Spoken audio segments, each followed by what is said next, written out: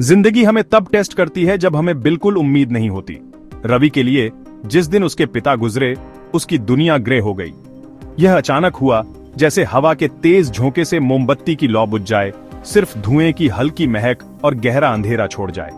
उसके पिता परिवार का सहारा थे, एक मजबूत बरगद का पेड़ जिसकी छाया में रवि हमेशा सेफ और सिक्योर महसूस करता था। अब वह पेड़ चला गया था और रवि जिम्मेदारी की तपती धूप में अकेला रह गया था। उसके परिवार के फ्यूचर का बोझ उसके कंधों पर आ गया, एक ऐसा बोझ जो इतना भारी था कि उसे लगा जैसे वह उसे पूरी तरह से कुचल देगा।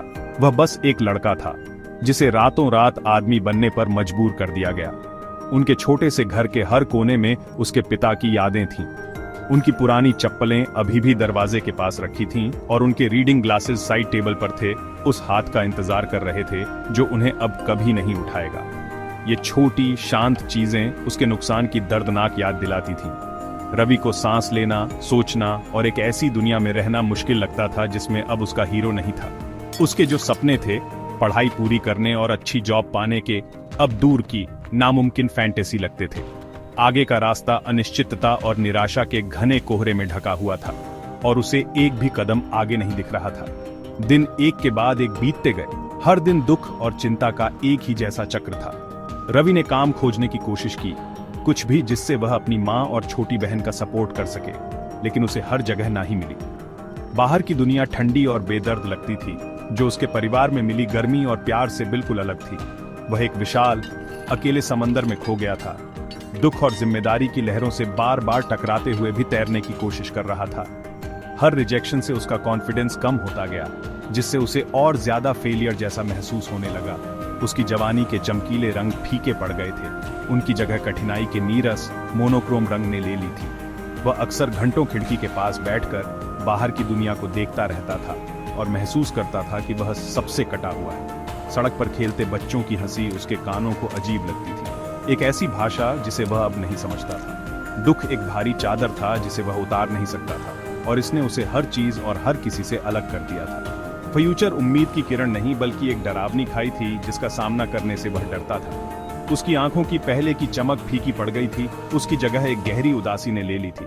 वह बिना पतवार के एक जहाज था, दुख के समंदर में बह रहा था और कहीं जमीन नहीं दिख रही थी। उसकी यात्रा अभी शुरू ही हुई थी, लेकिन वह पहले से ही पूरी तरह से खोया हुआ महसूस कर रहा था। इस गहरे अंधेरे के बीच एक लौ थी जो बुझने से इनकार कर रही थी, उसकी मां। वह एक सिंपल महिला थीं। उनके बालों में सफेद लट्टें थीं जो एक ग्रेस और रेजिलियंस से भरी जिंदगी की कहानियां कहती थीं। हालांकि वह अपने पति के लिए बहुत दुखी थीं, लेकिन अपने बेटे के लिए उनके प्यार ने उन्हें एक ऐसी स्ट्रेंथ दी थी जो लगभग सुपर ह्यूमन थी। उन्होंने रवि की आंखों में निराशा देखी और जानती थीं कि उनके दुख को पीछे छोड़ना होगा। अब उनके बेटे को उनकी सबसे ज्यादा जरूरत थी। वह उसकी शांत सपोर्टर बन गईं, उसकी शांत ताकत का स्रोत। अपनी आंखों से आंसू कभी नहीं गिरने देती थीं जहां वह उन्हें देख सके। उनकी प्रेजेंस उसके जख्मी दिल पर एक कोमल, सुकून देने वाली मरहम थी।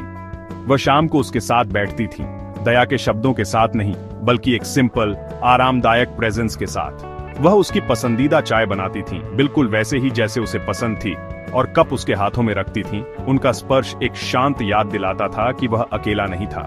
वह जानती थीं कि वह अपने दुख से जो दीवार बना चुका था, उसके खिलाफ लेक्चर और सलाह बेकार होंगी। इसके बजाय उन्होंने प्यार के छोटे छोटे कामों से कम्युनिकेट करना चुना। वह उसे अपने पिता के संघर्षों की कहानियां सुनाती थीं, उन समयों की जब वह लड़खड़ाए थे और फिर से उठ खड़े हुए थे। एक बेदाग हीरो की नहीं, बल्कि एक रेजिलिएंट आदमी की तस्वीर पेश करती थीं जिसने कभी हार नहीं मानी। ये कहानियां उनके दिल की बंजर जमीन में उम्मीद के छोटे छोटे बीज बोने का उनका तरीका थी। एक शाम जब रवि अपने विचारों में खोया बैठा था, उसकी माँ एक पुरानी कपड़े से बंधी किताब लाई और धीरे से उसकी गोद में रख दी। ये श्रीमद् भगवद गीता की उनकी कॉपी थी, जिसके पन्ने पीले और पुराने हो गए थे। तुम्हारे पिता इसे तब पढ़ते थे जब उन्हें खोया हुआ महसूस होता था, उन्होंने धीरे से कहा। उनकी आवाज में एक शांत ताकत थी। वह कहते थे कि हम जो भी जवाब ढूंढ रहे हैं, वे इन पन्नों में छिपे हैं। ये तुम्हारी प्रॉब्लम सॉल्व नहीं करती, लेकिन ये तुम्हें उन्हें खुद सॉल्व करने की ताकत देती है। उन्होंने उसे पढ़ने के लिए मजबूर नहीं किया, उन्होंने बस इसे एक चाबी के रूप में पेश किया, उसके अपने दिमाग की जेल से बाहर निकलने का एक संभावित तरीका। यह एक इनविटेशन था, कोई कमांड नहीं।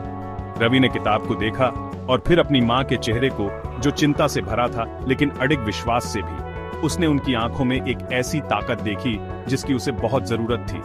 उनका प्यार जोरदार या डिमांडिंग नहीं था, यह एक स्थिर, शांत नदी थी जो लगातार बहती रहती थी। उसे तब भी पोषण देती थी जब उसे एक बंजर जमीन जैसा महसूस होता था। वह तूफान में उसका सहारा थी। वह एक इंसान जिसने उस पर विश्वास किया, तब भी जब उसने खुद पर विश्वास करना बंद कर दिया था। उनका अडिग विश्वास उसकी लंबी अंधेरी रात को चीरने वाली पहली रोशनी थी। उसे याद दिला रही थी कि सबसे गहरे अंधेरे में भी मां का प्यार सबसे ज्यादा चमकता है। नई डिटर्मिनेशन के साथ रवि ने फिर से एक स्टेबल जॉब की तलाश शुरू की। उसने अपने पुराने जूते चमकाए, अपनी सबसे अच्छी शर्ट इस्त्री की और एक ऑफिस से दूसरे ऑफिस तक चला, अपना रेज्यूमे कसकर हाथ में पकड़े हुए। उसने उम्मीद भरे दिल से इंटरव्यू का सामना किया, लेकिन दुनिया की अपनी ही योजनाएं थीं। उसे या तो बताया गया कि वह इनफ एक्सपीरियंस्ड नहीं है या कि पोजीशन पहले ही भर चुकी थी।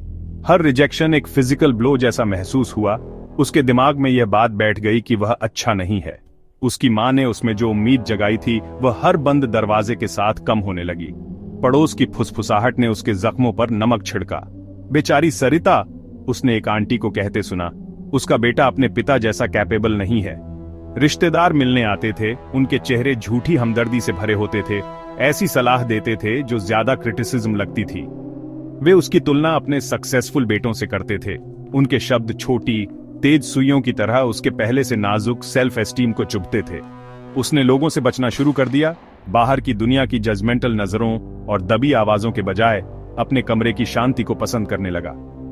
सोशल प्रेशर बहुत ज्यादा था, उम्मीदों का एक भारी कंबल जो उसे पूरी तरह से दम घोंटने की धमकी दे रहा था। रवि की फ्रस्ट्रेशन जल्द ही एक गहरी नाराजगी में बदल गई, दुनिया पर नहीं बल्कि खुद पर। वह रात को जागता रहता, छत को घूरता रहता, हर फेल इंटरव्यू, हर अपमानजनक टिप्पणी को फिर से याद करता रहता। उसे असहाय और फंसा हुआ महसूस होता था। उसने कोशिश की थी, उसने सचमुच कोशिश की थी, लेकिन सक्सेस एक दूर का किनारा बना रहा जहां वह पहुंच नहीं सका। अपनी मां पर बोझ होने का एहसास उस पर भारी पड़ रहा था।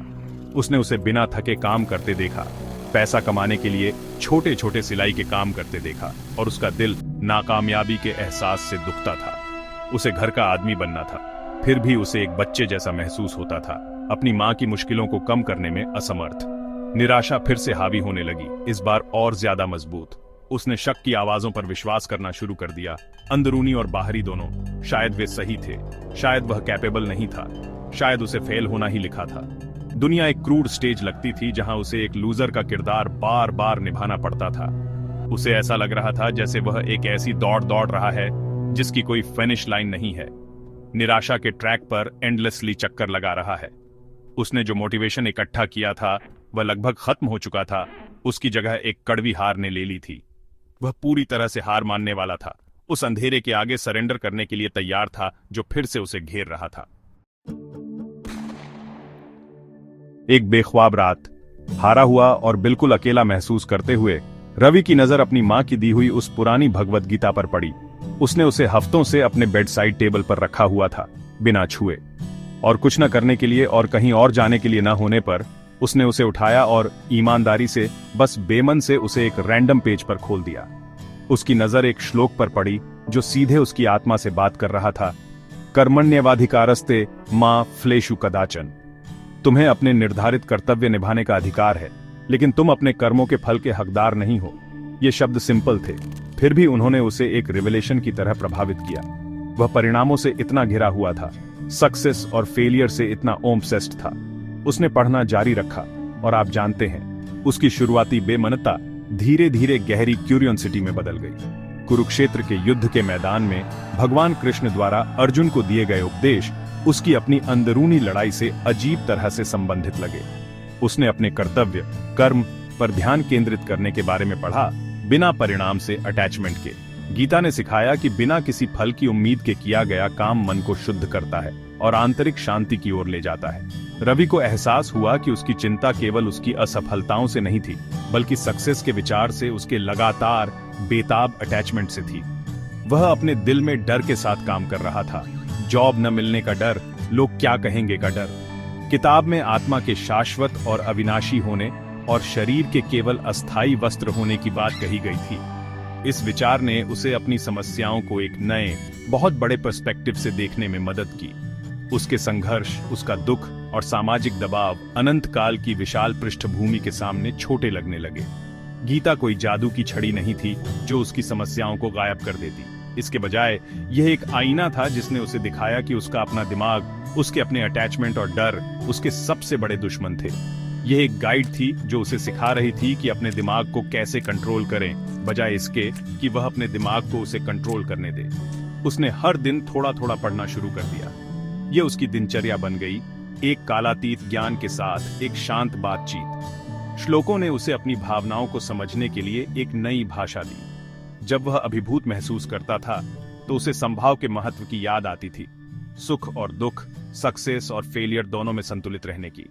गीता धीरे धीरे उसकी सोच को फिर से तार तार कर रही थी। यह उसे अपना ध्यान मुझे क्या मिलेगा से अभी मेरा कर्तव्य क्या है पर स्थानांतरित करना सिखा रही थी। यह सूक्ष्म लेकिन शक्तिशाली बदलाव उसके परिवर्तन की शुरुआत थी। वह केवल एक किताब नहीं पढ़ रहा था, वह जीने के लिए एक फिलॉसफी ढूंढ रहा था, अंधेरे से उसे गाइड करने के लिए एक रोशनी। इस नए पर्सपेक्टिव के साथ रवि ने अपनी जिंदगी को एक नए प्रपंच के साथ अप्रोच किया, लेकिन इस बार यह अलग था। यह सक्सेस के लिए एक बेताब संघर्ष नहीं था, बल्कि उसके कामों के प्रति एक शांत और स्थिर डेडिकेशन था। उसने अपनी स्किल्स को अपग्रेड करने के लिए एक शॉर्ट टर्म कोर्स में एनरोल किया, इसलिए नहीं कि उसे बाद में जॉब मिलने की गारंटी थी, बल्कि इसलिए कि उसे लगा कि यह सही काम था। उसने फोकस्ड माइंड के साथ पढ़ाई की, सीखने की प्रोसेस में ही खुशी पाई, इस चिंता से अलग कि फ्यूचर में क्या होगा। गीता ने उसे काम में संतुष्टि खोजना सिखाया था, न कि केवल उस रिवॉर्ड में जो बाद में मिल सकता था। उसके प्रयास अब उम्मीदों के बोझ से दबे हुए नहीं थे। उसने शाम को अपनी माँ के सिलाई के काम में मदद करना शुरू कर दिया। उसने सिलाई करना और मशीन चलाना सीखा, और ईमानदारी से कहूँ तो उसे छोटे तरीके से घर में कंट्रीब्यूट करने में एक शांत संतुष्टि मिली। पड़ोसी अब भी बातें करते थे, लेकिन उनके शब्द अब उसे चुभते नहीं थे। उसने अपने सेल्फ वर्थ को दूसरों की राय से अलग करना सीख लिया था। उसकी शांति अंदर से आती थी, यह जानकर कि वह अपना बेस्ट कर रहा था, एक बेटे के रूप में अपना धर्म निभा रहा था। उसने फिर से इंटरव्यू प्रोसेस शुरू की, लेकिन शांत व्यवहार के साथ। उसने ईमानदारी और कॉन्फिडेंस के साथ सवालों के जवाब दिए। उसकी स्किल्स को साफ साफ पेश करने पर फोकस था, न कि इंटरव्यू लेने वालों को बेताब होकर खुश करने की कोशिश पर। उसकी नई मिली अंदरूनी शांति साफ दिखाई दे रही थी, और इसने उसे किसी भी तैयार जवाब से ज्यादा इंप्रेसिव बना दिया। जल्द ही उसके सच्चे प्रयासों का फल मिला। उसे एक छोटी लेकिन बढ़ती हुई कंपनी में एक रेस्पेक्टेबल पोजीशन ऑफर की गई। एम्प्लॉयर्स सिर्फ उसकी स्किल्स से ही नहीं, बल्कि उसके शांत और कंपोज्ड एटीट्यूड से भी इंप्रेस हुए। जिस दिन उसे अपॉइंटमेंट लेटर मिला, वह एक्साइटेड होकर उछला नहीं, इसके बजाय एक गहरी शांत कृतज्ञता उसे घेर गई। वह घर गया और लेटर अपनी माँ के हाथों में रख दिया। उनकी आंखों में आंसू आ गए, खुशी और गर्व के आंसू। उन्होंने खुशी का एक शांत पल साझा किया, जो कठिनाई के जरिए उनकी साझा यात्रा का प्रमाण था।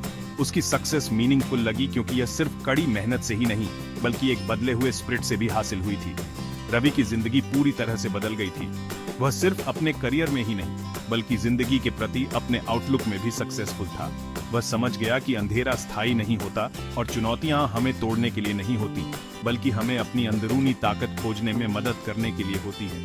श्रीमद्भगवद्गीता उसका साथी, उसका शिक्षक और उसका मार्गदर्शक थी। इसने उसे आसान जवाब नहीं दिए, बल्कि इसने उसे सही सवाल पूछने और जवाब खुद के भीतर खोजने की समझ दी। उसकी कहानी एक शांत प्रेरणा बन गई, एक जीवित उदाहरण कि कैसे प्राचीन ज्ञान आधुनिक जीवन के तूफानों में एक शक्तिशाली कंपास प्रदान कर सकता है, हमें निराशा के अंधेरे से पर्पज की उज्जवल, आशापूर्ण सुबह तक गाइड कर सकता है।